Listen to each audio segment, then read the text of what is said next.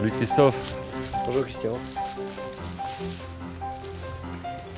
Bienvenue sur ma ferme.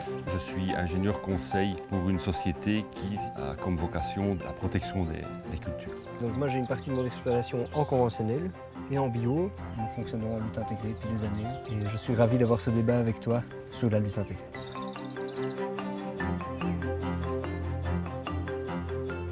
La lutte intégrée, finalement, c'est quoi? C'est un principe de base qui est appliqué en bio ou en conventionnel, qui est de dire on se base sur une observation avant de faire un traitement contre une pression parasitaire. Et donc, par exemple, comment est-ce que nous fonctionnons ici sur place?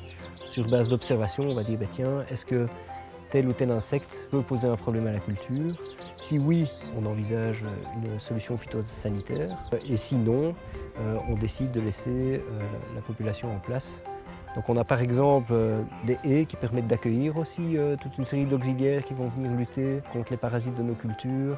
On implante des bandes fleuries qui vont permettre d'accueillir toute une série d'insectes qui vont lutter contre les parasites que nous pouvons trouver dans nos cultures.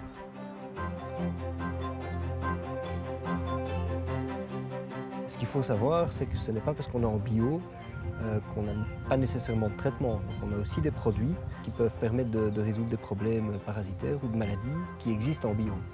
Donc ça veut dire avoir eu une formation sur l'utilisation, la manipulation, l'application de ces produits. Oui, sachant que ces produits-là ne sont mis sur le marché suite à des études considérables et conséquentes et des années d'études et qu'il faut une autorisation donc, pour que ces produits soient utilisés. C'est une sécurité pour le consommateur à coup sûr. La production européenne est soumise au système de lutte intégrée. Tout à fait. C'est toi qui fais le choix en fait finalement par rapport aux différents avis qu'on te donne. Voilà, tout à fait. Donc le fermier reste libre de faire ce qu'il veut par rapport aux différents avis. Tout à fait. Et reste libre d'appliquer un produit.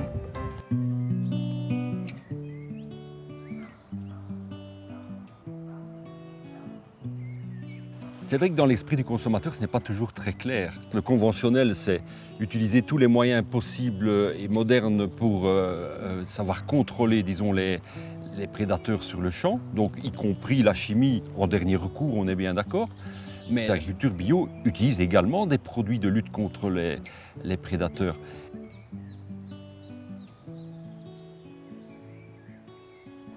Mais est-ce qu'on pourrait imaginer un monde, par exemple, où aucun désherbage chimique n'est autorisé, parce que finalement on a des moyens maintenant mécaniques qui sont largement adaptés, peut-être éviter aussi certains fongicides qui ne sont peut-être pas nécessaires, mais toujours garder certains produits qui seront toujours nécessaires. Tu parlais du traitement du mildiou par exemple.